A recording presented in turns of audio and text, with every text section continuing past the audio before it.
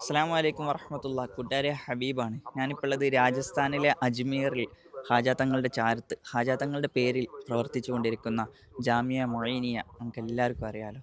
ആ സ്ഥാപനത്തിൻ്റെ 10ാം സന്നദ്ധാന സമ്മേളന നഗരിയിലാണുള്ളത്. ഡോക്ടർ മുഹമ്മദ് ഫാറൂഖ് നഈമി ഉസ്താദിൻ്റെയും മറ്റു ഉസ്താദുമാരുടെയും നേതൃത്വത്തിൽ പ്രവർത്തിച്ചുകൊണ്ടിരിക്കുന്ന ഈ സ്ഥാപനം ഓരോ വർഷവും ഒരുപാട് യുവ പണ്ഡിതന്മാരെ രാജ്യത്തിൻ്റെ വിവിധ മേഖലകളിലേക്ക് ദീനീ പ്രബോധനത്തിന് വേണ്ടി തയ്യാറാക്കുന്നു, വാർത്തെടുക്കുന്നു എന്നുള്ളത് വളരെയധികം സന്തോഷമുള്ളൊരു കാര്യം കൂടിയാണ്. നമ്മുടെ പ്രിയപ്പെട്ട കൂട്ടുകാർ ഓരോ വർഷവും രാജ്യത്തിൻ്റെ വിവിധ മേഖലകളിലും അതുപോലെ തന്നെ ഓരോ ഗ്രാമപ്രദേശങ്ങളിലും ചെന്നുകൊണ്ട് അവിടെ എഴുതാനോ വായിക്കാനോ അറിയാത്ത സമൂഹത്തെ വായിക്കാനും എഴുതാനും ഒക്കെ പഠിപ്പിച്ചുകൊണ്ട്, മാത്രമല്ല മുസ്ലിം കമ്മ്യൂണിറ്റിയിൽ ഇറങ്ങിച്ചെന്ന് കഴിഞ്ഞാൽ അവിടെ എഴുതാനും വായിക്കാനോ ഖുർആൻ ഓതാനോ അറിയാത്ത ഗ്രാമങ്ങളിൽ വളരെയധികം വലിയ വിദ്യാഭ്യാസ വിപ്ലവങ്ങൾ നടത്തിക്കൊണ്ടിരിക്കുന്നു എന്നുള്ളത് അതിലും വലിയ സന്തോഷമുള്ള ഒരു കാര്യം കൂടി. ഈ അടുത്ത കാലത്തൊന്നും അജ്മീറിൻ്റെ പരിസര പ്രദേശം ഇത്രയും വലിയ ജനസാഗരങ്ങൾ ഒരുമിച്ച് കൂടിയിട്ടുള്ള ഒരു പരിപാടിക്ക് സാക്ഷിയായിട്ടില്ല എന്ന് അവിടുത്തെ ആളുകൾ തന്നെ പറയുകയുണ്ടായി. ഒന്നുമില്ലായ്മയിൽ നിന്നും ഹാജ തങ്ങളുടെ ചാരത്തൊരു സ്ഥാപനം 4 കുട്ടികൾ ഓതി പഠിക്കണമെന്ന ഉദ്ദേശത്തോടു കൂടി തുടങ്ങിയ ഈ സ്ഥാപനം ഇന്ന് 1000-ലധികം മൊയ്നികൾക്കും